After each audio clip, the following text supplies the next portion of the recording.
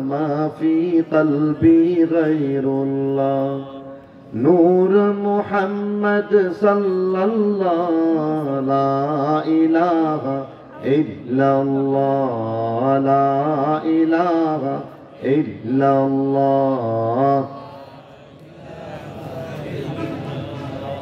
सब खुशियों को आग लगा दो सब खुशियों को आग लगा दो गम से तेरे दिल शाद रहे तुझ पर सब घर बार लुटा दो तुझ पर सब घर बार लुटा दो खानाए दिल आबाद रहे अब तू रहे बस्ता दम आखिर विर्द जुबा आई मेरे इला ला इलाहा इल्लल्लाह ला इलाहा इल्लल्लाह ला इलाहा इल्लल्लाह मुहम्मदुर रसूलुल्लाह सल्लल्लाहु अलैहि वसल्लम ঐতিহ্যবাহী জামিয়া রহমানিয়া মিয়াবাজার মাদ্রাসার বার্ষিক সভা উপলক্ষে আয়োজিত আজকের এই মহতি মুবারক মাহফিলের জনাব সভাপতি মুহতারাম ও মুআজ্জাজ উলামায়ে কেরাম মুরব্বিয়ানে ইজম বিরাদরান ইসলাম পর্দার আড়ালের মা ও বোনেরা আল্লাহ পাকের দয়া আর মেহেরবানি যে আল্লাহ তাআলা আমাকে আপনাকে বরকতময় কোরআনের এই মজলিসে আসার বসার তৌফিক দিলেন আল্লাহর শুকরিয়া হিসেবে দিল থেকে সবাই বলি আলহামদুলিল্লাহ দীর্ঘক্ষণ পর্যন্ত আপনারা উলামায়ে কেরামের মূল্যবান নসিহত শুনছিলেন বিশেষত বাংলাদেশের অন্যতম বিশিষ্ট গবেষক আলেমে দ্বীন মুফতি আজম হযরত মাওলানা মুফতি মিজানুর রহমান সাঈদ সাহেব দামাত বরকাতুহুম কথা বলছিলেন কুমিল্লার হুজুর কথা বলেছেন ওনাদের পরে আসলে আমার বলার আর কিছু থাকে না তথাপি কর্তৃপক্ষের ফরমাইশ এবং আল্লাহ যেহেতু পৌঁছায় দিয়েছেন সেই কারণে কিছু কথা বলা খুব লম্বা কথা হবে না সংক্ষিপ্ত কিছু কথা হবে যেহেতু আমরা সকলেই একটা আশায় এখানে বসেছি যে এখানে আসলে কিছু লাভ হয় কোরআনের মজলিসে আসলে দ্বীনের কাজ করলে লাভ হয় নাকি হয় না সেই লাভ দুনিয়ার হয়ে যায় কবরের হয়ে যায় আখিরাতের হয়ে যায় দুনিয়ার কোন লাভ এটা আমাদের কাছে বিশেষ বিবেচ্য বিষয় নয় বরং বিশেষ বিবেচ্য বিষয় হচ্ছে আখিরাত আমরা মুসলমান হিসেবে বিশ্বাস করি দুনিয়ার জীবন একটা সংক্ষিপ্ত জীবন যাত্রা বিরতির মতো ঢাকা চট্টগ্রামের মধ্যে যেমন যাত্রা বিরতি এমন আর আসল জায়গা যেখান থেকে আমরা আসছি সেখানেই আবার যাওয়া লাগবে আসল বাড়ি সেটাই যেখানে আমরা ছিলাম সেই আসল বাড়ি আসল ঠিকানার নাম আরো জোরে বলেন তার নাম জান্নাত সেই ঠিকানার মধ্যে পৌঁছতে হইলে কি করা দরকার এবং পৌঁছানোর পরে সেখানে আমরা কি পাই এই বিষয়ে আজকের আলোচনায় তেলাওয়াতকৃত আয়াতে আল্লাহ পরিষ্কার করে বলে দিয়েছেন মোটা মোটা কথা আল্লাহ বলেন ইন্নাল্লাযীনা আমানু নিশ্চয়ই যারা ঈমান আনলো ওয়া আমিলুস সালিহাত আর যিনি কিনা নেক আমল করলো আল্লাহ বলেন এই দুইটা শ্রেণীর মানুষ দুইটা আমলের মানুষ গুণের মানুষ যার মধ্যে ঈমান এবং নেক আমল থাকবে তাদেরকে আল্লাহ তাআলা ফেরদাউস জান্নাত দিবেন ফেরদাউস জান্নাত কত বড় জান্নাত কত শ্রেষ্ঠ জান্নাত দুনিয়া থেকে বোঝা কোনোভাবেই সম্ভব না বরং ছোট জান্নাত, গরিব মানুষের জান্নাত। জান্নাতের বাজারে যেই ব্যক্তি গরিব হইবে তার জান্নাতটা হইবে অনেক ছোট, তার জান্নাত খুব বেশি সমৃদ্ধশীল হবে না। এমন মানুষটাকেও আল্লাহ রাব্বুল আলামিন যে জান্নাত দিবেন, সেই জান্নাত দুনিয়ার মধ্যে থেকে বোঝা সম্ভব না। এই ধরনের সাধারণ জান্নাতের ব্যাপারে আল্লাহ রাব্বুল আলামিন কথা বলেছেন। হাদিসে কুদসির মধ্যে নবীজি জানায় দিয়ে গেছেন, মা লা আইনুন রাআত ওয়ালা উযুনুন সামিআত ওয়ালা খাতারা আলা কলবি বাশার। এটা এমন এক জান্নাত, যেই জান্নাত সম্পর্কে দুনিয়ার কোনো চোখ দেখার ক্ষমতা নাই। ইলেকট্রিসিটির সামনে, আমাদের সামনে যেমন লাইট আছে, এগুলি সাধারণ একটা নিয়ন্ত্রণে থেকে যখন কারেন্টের সংযোগ দেওয়া হয় তখন এটা আলো দেয়। কিন্তু ডাইরেক্ট যে বিশাল টাওয়ার থেকে এখানে যদি লাইন দিয়ে দেওয়া হয় তাহলে এই বাল্বগুলি থাকে নাকি ব্রাস্ট হয়ে যায়। আমাদের অবস্থাটাও এমন। দুনিয়া এই সসীম জ্ঞানের মালিক হইয়া দুনিয়ার মধ্যে থেকে থেকে দুনিয়ার চোখ দিয়া, কম পাওয়ারের চোখ দিয়া বেশি পাওয়ারের জান্নাতকে দেখার মতো ক্ষমতাই আমাদের না। ওয়ালা উযুনুন সামিআত, অন্তর, সেই অন্তর কোনদিন, সেই কান কোনদিন জান্নাতের সেই শব্দমালা শোনার ক্ষমতা রাখে না।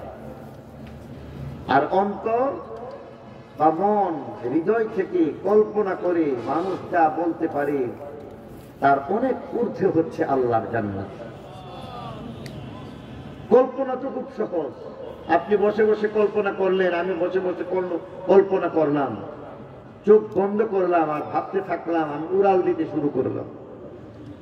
আর সেই উড়াল দিয়ে মুহূর্তের মধ্যে মদিনা শরীফ চলে যাওয়া, সেখান থেকে আবার রওজায়ে পাকে সালাম পেশ করে আবার ফিরে আসা, মুহূর্তের মধ্যে এমন কল্পনা করা কোনো অসুবিধা নাই। কিন্তু বাস্তবে সম্ভব?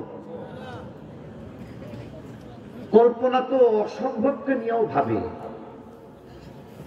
মুতানাব্বি তার কিতাবে একটা কল্পনা প্রসূত বিষয় বলেছিল, ফাবিআইয়িমা কাদামিন সাআইতা ইলাল উলা উদুমুল হিলাল লিআখমাসাইকা হিদাউ। কোন সে চরণ প্রেমাস্পদকে তিনি এমন ভাবে কথা বলেছেন, তার প্রেমাস্পদ এতটাই দামি মর্যাদা যে চাঁদের গায়ের চামড়া দিয়া জুতা বানানো উচিত। কল্পনার মধ্যে কবি অনেক কল্পনা করতে পারছে, কিন্তু বাস্তবে সম্ভব না। আর জান্নাত কল্পনার রাজ্যকে ছাড়িয়ে যাবে, যা তার নাম জান্নাত। এটা আল্লাহ প্রদত্ত জান্নাত।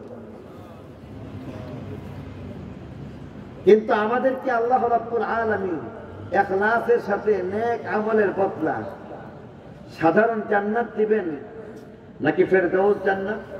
ফেরদাউস জান্নাত দিয়ে দিবেন। আল্লাহ বলেন, ইন্নাল্লাযীনা আমানু ওয়া আমিলুস সালিহাত কানাত লাহুম জান্নাতুল ফিরদাউসি নুজুলা। নিশ্চয় যারা ঈমান আনলো, নেক আমল করলো, তার জন্য ফেরদাউস জান্নাত।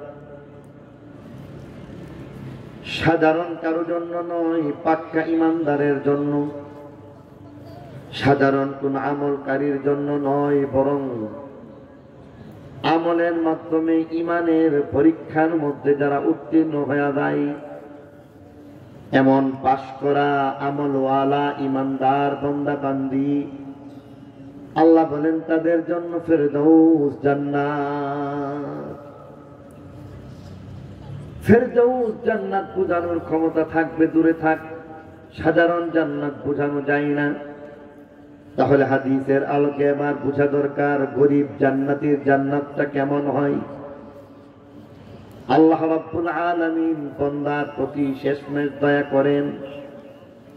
হাসরের ময়দানে হিসাব বিকাশ শেষ হয়ে যায়, একদল জান্নাতি জান্নাতে যায়, একদল জাহান্নামী জাহান্নামে যায়। উম্মতে মুসলিমা, উম্মতে মরহুমা নবীজির সুপারিশ পাই। নবীজি বারবার সুপারিশ করেন। জাহান্নামের কিনারার মধ্যে দাঁড়ায়া এবার দেখতেছেন, হঠাৎ করে দেখে চিহ্নিত করে বলেন, ও আমার আল্লাহ, এই তো জাহান্নামের মধ্যে দেখে আসলাম আমার কিছু গুনাহগার উম্মত। আল্লাহ তুমি তাদেরকে দয়া করে জান্নাত দিয়ে দাও। নবীজি সুপারিশ করেন, আল্লাহ ক্ষমা করে করে তাদেরকে জান্নাত দিয়ে দেন। নবীজি একবার জাহান্নামের কিনারায়, একবার জান্নাতের মধ্যে পৌঁছায়া যায়। বারবার জান্নাত জাহান্নামের মধ্যে কেমন যেন দৌড়াচ্ছেন আমার নবী।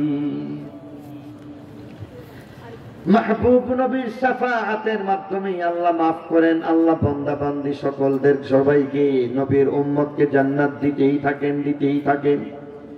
এক পর্যায়ে নবী বলেন, আল্লাহ আর কত জাহান্নামের কিনারার মধ্যে দৌড়াবো আর খুঁজে খুঁজে উম্মতকে বের করব।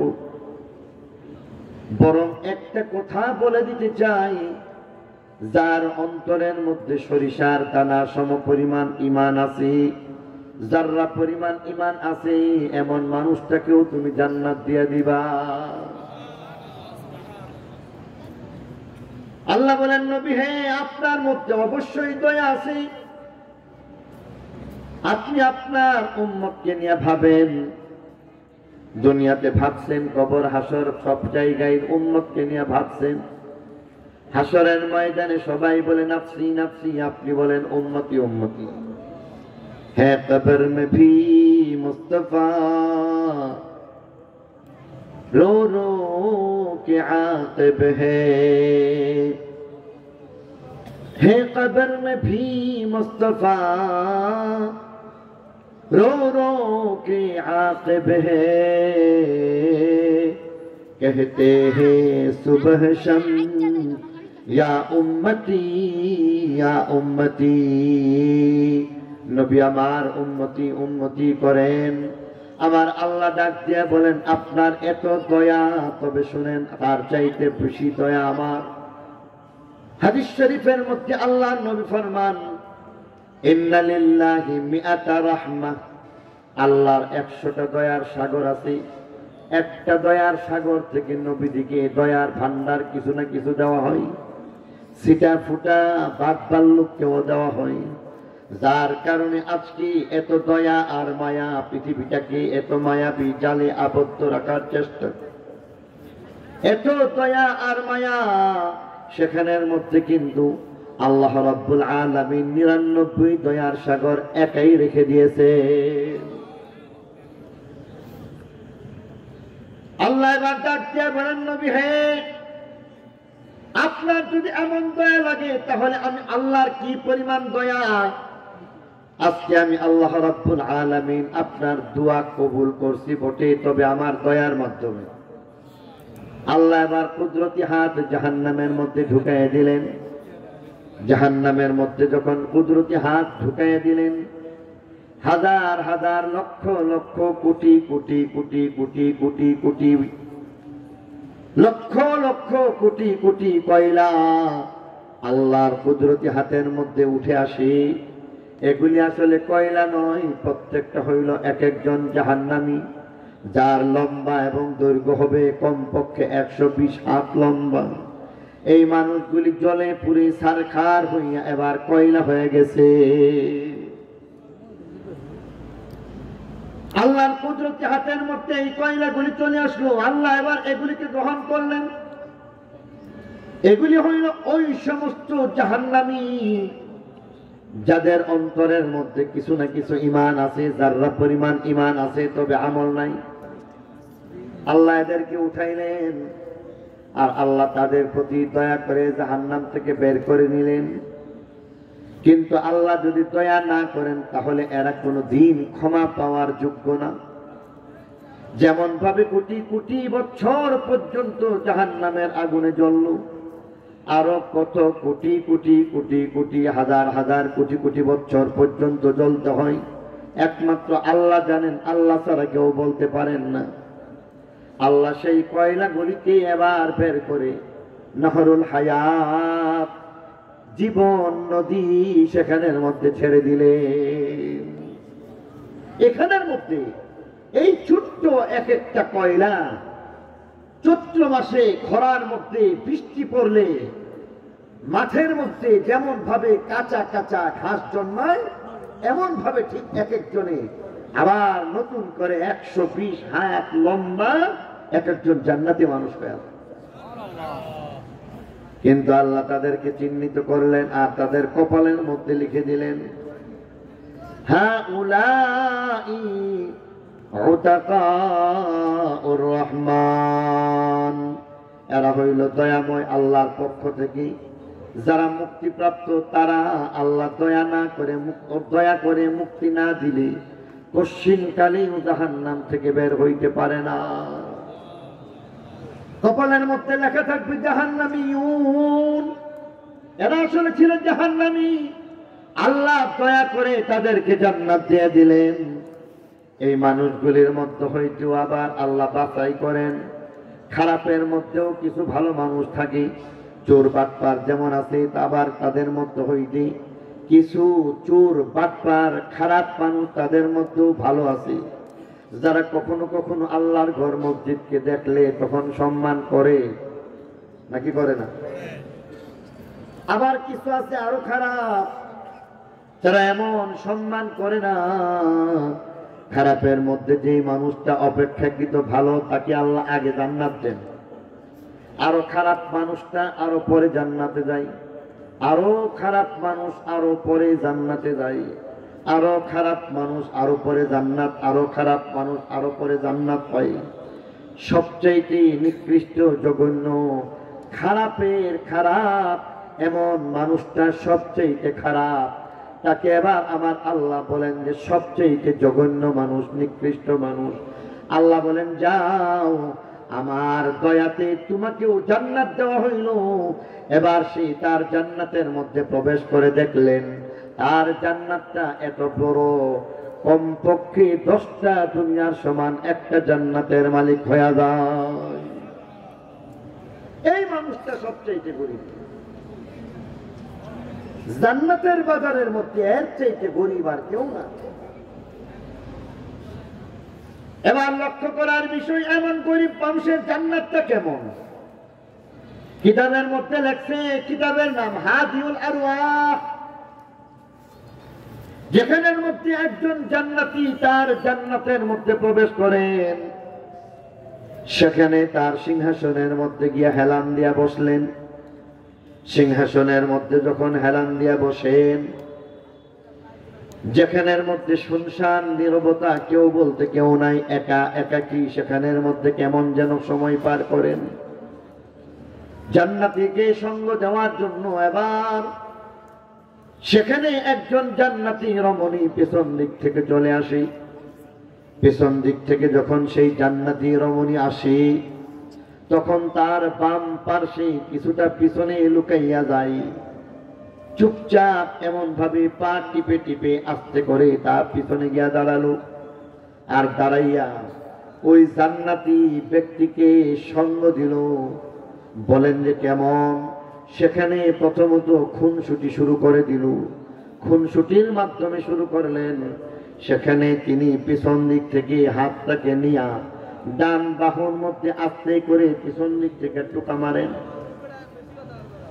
পিছন দিক দিয়া ধরেন দাঁড়াইছে এদিকে, আমার ভাই যেখানে বসা আছে এদিকে দাঁড়ানো, কর্নারে লুকায় লুকায় দাঁড়ানো, আর পিছন দিক থেকে আমার চেয়ারের পিছন দিক থেকে মনে করেন হাত ঘুরাইয়া এখানের মধ্যে ডান বাহুতে আস্তে করে একটা টোকা দিল।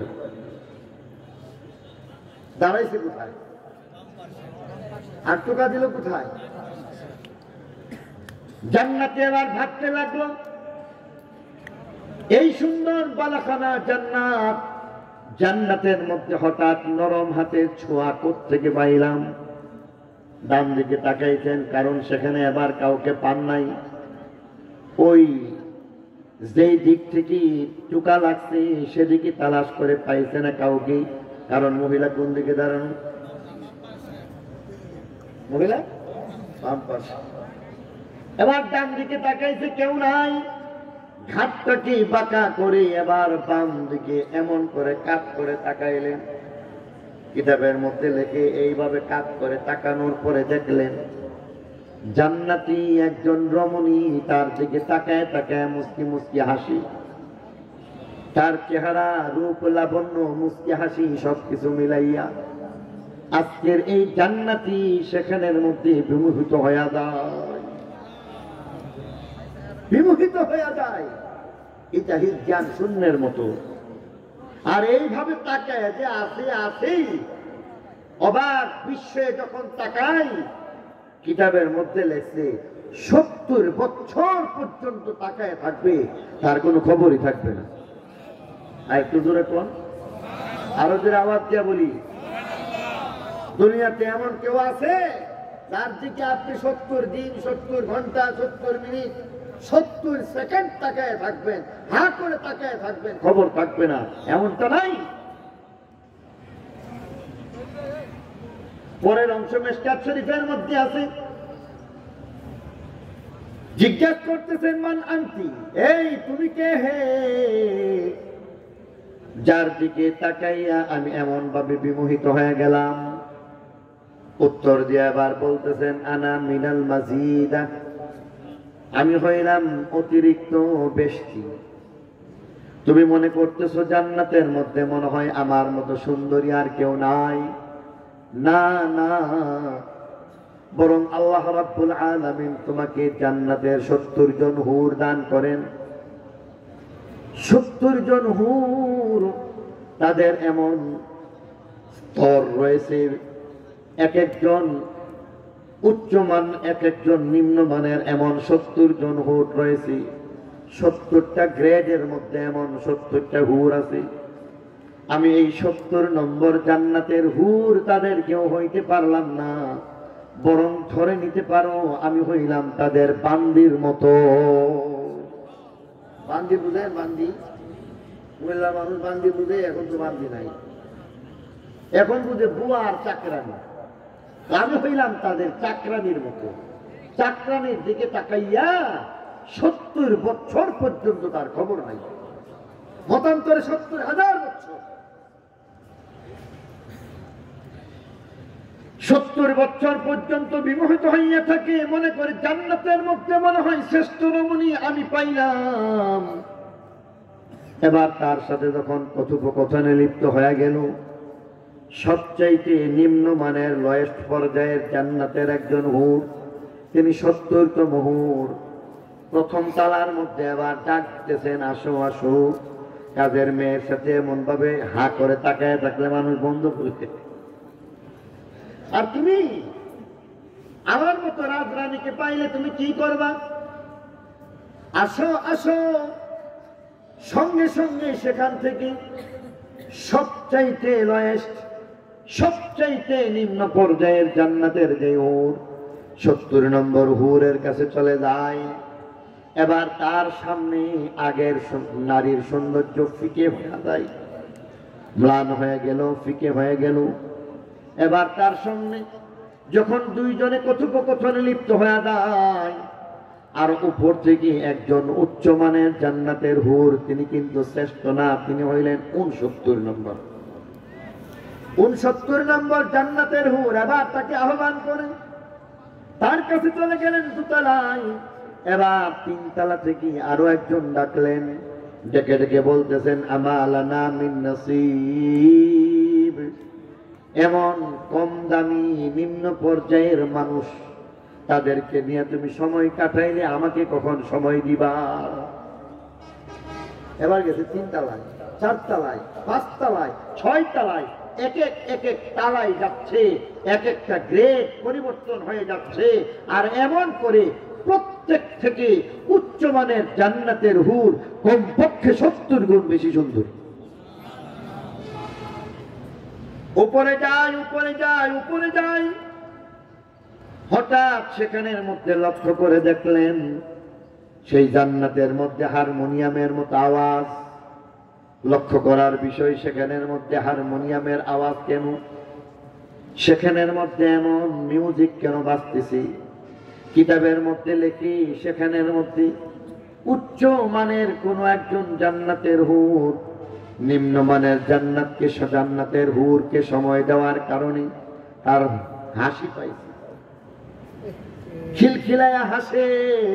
আর সেই হাসিটা দুনিয়ার কোন নয়, বরং জান্নাতের মধ্যে একটা মিউজিক বাজতে থাকে। আরো পরে যায়, এবার সেখানের মধ্যে গিয়া দেখলো সূর্যের আলোর চাইতে উজ্জ্বল জান্নাত হঠাৎ আলোকময়, উজ্জ্বল এবং প্রজ্জ্বল হয়ে যায়। জান্নাতের মধ্যে সূর্য নাই, আবার সূর্যের আলো কোত্থেকে আসলো? ফেরেশতারা এবার বলে দিতেছেন, শুনো, উচ্চ মানের কোন একজন জান্নাতের হুর নিম্নমানের হুরকে সময় দেওয়ার কারণে তিনি হাসছিলেন। তার দাঁত বের হয়ে গেছে, একটু দাঁত বের হয়ে যাওয়ার কারণে আজকে সেই দাঁতের শুভ্রতা জান্নাতকে আলোকিত করলো, বরং সূর্যের আলো তার সামনে মোমবাতির মতো হয়ে যায়। আরো উপরে যায়, আরো উপরে যায়, আরো উপরে যায়, আরো উপরে যায়। লম্বা ঘটনা বলার সময় নাই। এক নম্বর জান্নাতের হুর তিনি আবার সেখান থেকে বের হয়ে আসেন। তারপর শান, ডান দিকে 70,000 গোলাম বান্দি, বাম দিকে 70,000 গোলাম বান্দি। মাঝখানে দাঁড়াইয়া তিনি আবার 100টা ড্রেস পরিধান করেন। 100 ড্রেস পরিধান করে এবার সামনের দিকে হাঁটেন। একটা কদম ফেললো, একটা কদম ফেলার সঙ্গে সঙ্গে দেখা যায় আল্লাহর কুদরতি তার চেহারার মধ্যে 1,00,000 রূপ নতুন করে ঝলমল করে। আরেকটা কদম ফালাইলো, 1,00,000 রূপ বের হয়ে গেছে। কদম ফালাই 1,00,000 রূপ, কদম ফেললেই 1,00,000 রূপ, কদমে কদমে 1,00,000 রূপের পরিবর্তন হয়ে যায়। বলতে পারেন এই 1,00,000 রূপের পরিবর্তন কেমনে হইবে? তাহলে বিউটি পার্লারে আসেন। বিউটি পার্লারে গেলে দেখবেন একবার সাদা সুন্দর বানাইছে, আরেকবার এটাকে একটু লালচে বানায় দিছে, আরেকবার এটাকে কালচে বানায় দিছে, আরেকবার এটাকে অন্য একেবারে সুন্দরী নারীকে একেবারে কালো বানাইছে। আবার কখনো কখনো অনেক কালো তাকে একদম সাদা বানায় ফেলছে। আছে না নাই? কুমিল্লা 14 গ্রাম মিয়াবাজারের পার্লারের মধ্যে যদি এমন ভাবে নারীদেরকে বিউটিশিয়ান হইয়া এমন রূপের পরিবর্তন করতে পারে, তাহলে আমার আল্লাহ কদম ফেলাইবার সঙ্গে সঙ্গে তার চেহারার মধ্যে 1,00,000 রূপ দিতে পারেন নাকি পারেন না? 100 ড্রেস পরিধানকৃত অবস্থার মধ্যে থাকবেন, সামনের দিকে অগ্রসর হইবেন, আর ডেকে ডেকে বলতে থাকেন, আইনাল আমিরুনা বিল মা'রুফ ওয়ান নাহুনা আনিল মুনকার ইন্নী লিকুল্লি মান আমারা বিল মা'রুফ ওয়া নাহা আনিল মুনকার। কোথায় রে দুনিয়ার মধ্যে তোমরা যারা সৎ কাজের আদেশ করেছো, অসৎ কাজের নিষেধ করেছো? আমাকে আমার আল্লাহ তোমার জন্য এমন ভাবে ইনটেক সুরক্ষিত অবস্থার মধ্যে রেখে দিয়েছেন।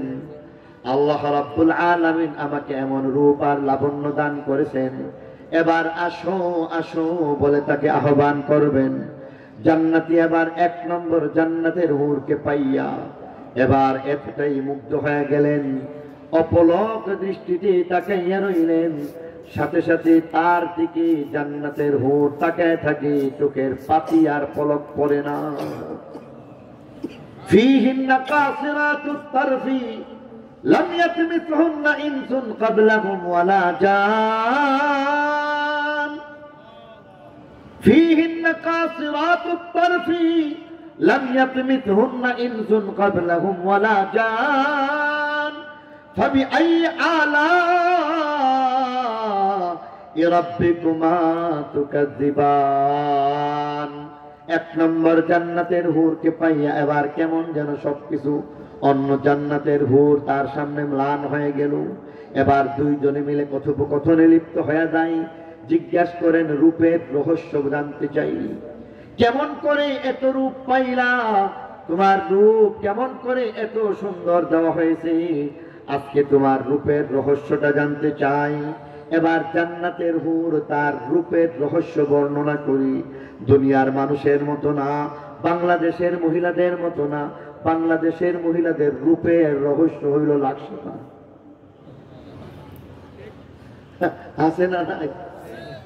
দেখবেন বিশাল বিলবোর্ড লাগানো আছে, আর একজন মহিলার ছবি লাগাইয়া লাকসামার পাশে দিয়া নিচে দিয়া লিখে দিয়েছে রূপের রহস্য লাকসামা। জান্নাতের মধ্যে এমনটা নয়।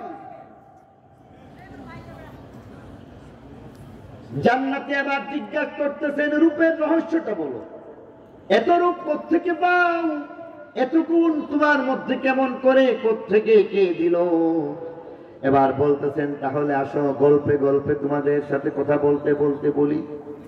এবার গল্প শুরু করে দিলেন, বলেন যে দেখো তোমরা মানুষ, মানুষের সৃষ্টি হয়েছে নাপাক শুক্রবিন্দু থেকে। নাপাক শুক্রবিন্দু যেখানে দুর্গন্ধ ছড়ায় সেখান থেকে তোমাদের সৃষ্টি। পক্ষান্তরে আমাদের সৃষ্টিটা এমন না, বরং আমাদের সৃষ্টির রহস্য হচ্ছে পবিত্রতার পবিত্রতা, খুশবু আর খুশবু, পবিত্রতা খুশবু, আর তার মাধ্যমে এমন করে আমাদের সৃষ্টি। জান্নাতে আবার বলেন তাহলে আসল কথা খুলে বলো, তোমাদের সৃষ্টির রহস্যটা বলে দাও। মহান আল্লাহর কুদরত বর্ণনা করে এবার জান্নাতের হুর এবার বলছেন শুনো, জান্নাতের মধ্যে একটা নদী, তার নাম বাইদাখ। যেই বাইদাখের মধ্যে একটা সাগর, এই সাগর বা নদী থাকবে যেখানের মধ্যে পানি নয় বরং আতর, গোলাপ, মিশক জাফরান, মিশক জাফরান, সেখানের মধ্যে হীরা, মণি, মুক্তা, চুন্নি, পান্না, ইয়াকুত, পাথরকে আতরের মধ্যে আমার আল্লাহ ডুবায় রাখেন, খুশবুদার বানাইছেন। আবার সেখান থেকে আল্লাহ চয়ন করলেন লাল রঙের ইয়াকুত পাথর, সেটাকে এবার নির্বাচন করার পরই আল্লাহর রহমতের দৃষ্টি যখন আমাদের এই পাথরের দিকে করা হয়, আল্লাহর রহমতের দৃষ্টির সঙ্গে সঙ্গে খুশবুদার সবচাইতে দামি লাল ইয়াকুত পাথর, এটা আল্লাহর কুদরতে 16 বছরের জান্নাতের একজন হুর হয়ে যায়। এবার আর এক ফেরেশতা তাকে হেফাজতের দায়িত্ব পাইছে, আঙ্গুলে খুঁটা দিচ্ছেন সাদা পাথরের মধ্যে, সাদা পাথরের মধ্যে আঙ্গুলের খুঁটা, যেটা একটা বিরাট তাবু আর বিরাট গম্বুজের মতো হয়ে যায়। আল্লাহর কুদরতে সেখানের মধ্যে আমরা পৌঁছে যাই, সেখানে আমরা একেবারে সুরক্ষিত অবস্থায় থাকি। তাবুর মতো ব্যবস্থা করা হয়েছে, পর্দা ফেলে দেওয়া হয়েছে। এবার আল্লাহর কুদরতে সেখানে পৌঁছে গেলে পরে আমাদের পাহারাদারির জন্য ফেরেশতা নিয়োজিত রাখা হয়। সম্মানিত ফেরেশতারা সেখানের মধ্যে আমাদের পাহারা দিলেন, কোনদিন উকি ঝুঁকি দিয়া আমাদেরকে দেখার চিন্তা করেন নাই। এমনকি নিয়োজিত পাহারাদার ফেরেশতা কোনদিন আমাদেরকে দেখেন নাই। সেই অবস্থায় আমরা সেখানের মধ্যে থাকি। একটু আগে হঠাৎ করে কেমন যেন ডাকাডাকি শুরু হয়ে গেল, আর বলা হচ্ছে আসো আসো, জান্নাতীর সাথে তোমার বিবাহর সময় হয়ে গেছে, এবার আসো তোমাকে তোমার বরের কাছে পৌঁছে দেওয়া হবে। এতক্ষণ একটা নেশার মধ্যে ছিলাম, কবিতা লিখতাম, গান লিখতাম, কবিতা লিখতাম, তোমাদেরকে নিয়ে ভাবতাম, আমাদের চিন্তার মধ্যে কেমন যেন একটা বাধাগ্রস্ত হয়ে গেল। হঠাৎ সেই চিন্তার জাল বিচ্ছিন্ন করি আজকে আমি তোমাদের সামনে উপস্থিত হয়ে গেলাম।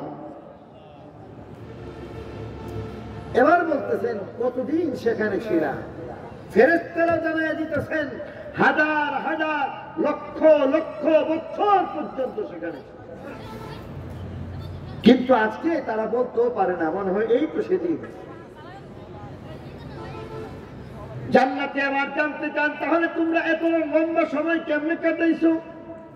উত্তর দিয়া বলেন গান গাইছি, কবিতা লেখছি, তোমাদেরকে নিয়ে ভাবছি।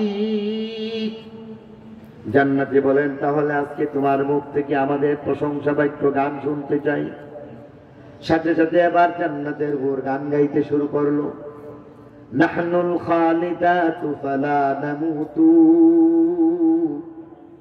নাহনুর রাদিয়াতু ফালা নাসখাতু, নাহনুল মুকিমাতু ফালা নারহানু, নাহনুল মুকিমাতু ফালা নারহানু। যার মর্ম দ্বারাই ওহে জান্নাত, ওহে জান্নাতি শুনো, আমরা হইলাম এমন দুনিয়ার কোন বিবির মতো না যার মৃত্যু আছে। আমরা বরং চিরস্থায়ী, চিরদিন বেঁচে থাকি, কোনোদিন আমরা মরি না। আমরা তো এমন কেবল তোমাদেরকে ভালোবাসি, কোনোদিন রাগ গুসা করি না, অভিমান করি না, বাপের বাড়িতে চলে যাই না। কেবল তোমাদেরকে ভালোবাসি, কোনোদিন তোমাদের ব্যতিক্রম হইতে দেয় না, তোমাদেরকে চোখে চোখে রাখি। এমন করে করে জান্নাতি যখন জান্নাতের হুর থেকে গানগুলি শুনলেন, আল্লাহর কুদরতে সেখানের মধ্যে ছন্দ পতন হয়ে যায়, সেখানের মধ্যে এমন মিউজিক বাজতে থাকে, গাছের পাতা একটা আরেকটার সাথে লাগে আর বাধ্য হইতে থাকে। এই পর্যায়ে আল্লাহ রাব্বুল আলামিন একজন ঈমানদার নারীর মর্যাদা দিয়ে দিচ্ছেন। জান্নাতের হুরের দাম বেশি না ঈমানদার মহিলার দাম বেশি? একজন জান্নাতের হুরের সামনে একজন ঈমানদার নারীর মর্যাদা কেমন, এটা আজকে দেখুন। সেখানের মধ্যে একজন ঈমানদার নারী, যিনি আমার দুনিয়ার বিবি, যিনি একজন ঈমানদার নারী হইয়া এবার ভাবতেছেন, হাইরি 70 হুর পাইয়া সারা জীবনের কথা মনে হয় ভুলে গেল। সারা জীবনের কথা ভুলে গিয়া 70 হুর নিয়া যদি মুক্ত থাকে, তাহলে সারা জীবন আমাদের সেই কষ্ট কোথায় গেল? মনের মধ্যে কষ্ট আসার মতো একটা চিন্তা যখন আসে, আল্লাহ এবার জান্নাতীকে সেখানের মধ্যে দুঃখ কষ্ট দিবেন না, বরং মহান আল্লাহ সেখানের মধ্যে তাদের আনন্দের ব্যবস্থা করে দিবেন। ফেরেশতা এবার সামনে হাজির হয়ে যায়, আর এক পর্যায়ে ঈমানদার নারী, মহিলা যিনি দুনিয়ার বিবি, তাকে এবার আহ্বান করেন আর বলেন, আসো আসো, কষ্ট পাওয়ার জায়গা জান্নাত না, কষ্ট পাওয়ার জায়গা দুনিয়া। এখানে তোমার সুখ আর সুখ, এখানে তোমার অন্য কিছু হবে না, দুঃখ বলতে কিছু তুমি পাও না। সুখের মধ্যে সামান্যতম ভাটা হবে, এটাও আমার আল্লাহ দিবেন না, বরদাস্ত করেন না। তাহলে আসো, তোমাকে আমার আল্লাহ তোমাকে যেই গুণ দিয়েছেন সেই গুণ দিয়া গান বানাইতে বলছি, তুমি তোমার আমল নিয়ে গান বানাও, তুমি তোমার এমন গুণের কথা বলে বলে গান গাও। এবার তোমরা যখন তোমাদের গুণ নিয়ে গান গাইবা, দেখবা আল্লাহ রাব্বুল আলামিন তোমাকে মর্যাদা দিচ্ছেন। এবার ঈমানদার মহিলা তার 4টা আমল নিয়ে একটা গান বানাইছে। আপনাদের কষ্ট হচ্ছে এই গানটা বলে সামান্য কয়েক মিনিটের মধ্যে শেষ করে দিতে চাই। এই 4টা গুণ নিয়ে এবার তিনি গান বানাইছেন, আর জান্নাতের এক প্রান্ত থেকে আবার এমন এক সুরেলা কণ্ঠে তিনি তার 4টা গুণ নিয়ে গান গাইবেন, যেটা অবাক করা। আম্মা যে আয়েশা রাদিয়াল্লাহু তাআলা আনহা থেকে বর্ণিত নারীদের 4টা গুণের কথা বলে দেওয়া হয়েছে। ঈমানদার নারী এবার তার 4টা গুণ নিয়ে গান গাই, বলতে শুরু করলো, নাহনুল মুতাওয়াজ্জিআত ফামা তাওয়াজ্জাতুন্না, নাহনুল মুতাওয়াজ্জিআত ফামা তাওয়াজ্জাতুন্না, নাহনুল মুসাল্লিয়াত ফামা সাল্লাইতুন্না, নাহনুল মুতাসাদ্দিকাত ফামা তাসাদ্দাকতুন্না, নাহনুস সাইমাত ফামা সুমতুন্না। এই 4টা গুণ নিয়ে এবার গান গাইতে শুরু করেন। ডেকে ডেকে বলেন, ও জান্নাতের হুর, রূপের গুণ নিয়ে, রূপের বড়াই তুমি নিয়ে আমার সামনে আসবা না। রূপের কোন বড়াই করো না, গুণের বড়াই করা দরকার। তোমার আছে রূপ, কিন্তু জানো আমার আছে আমার গুণ, কারণ তোমার রূপ আজকে আছে, কালকে নাও বা থাকতে পারি। পক্ষান্তরে যার গুণ আছে সে কবরে গেল মানুষ তার জন্য দোয়া করে, ঠিক কিনা? তোমার আছে রূপ, আমার আছে গুণ, রূপ নিয়ে বড়াই করো না, গুণের কথা শুনে যাও। এবার তিনি একে একে নিজের একটা গুণের কথা বললেন। আমরা তো হইলাম মালিকের পাগল নিয়ে আশেক, আমরা হইলাম মালিকের বান্দি, আমরা হইলাম মালিকের গোলাম, আমরা মালিকের বান্দি হইয়া আমরা মালিককে মাশুক বানাইছি, মালিক তাকে বানাইছি মাশুক, আমরা হয়ে গেছি আশেকা।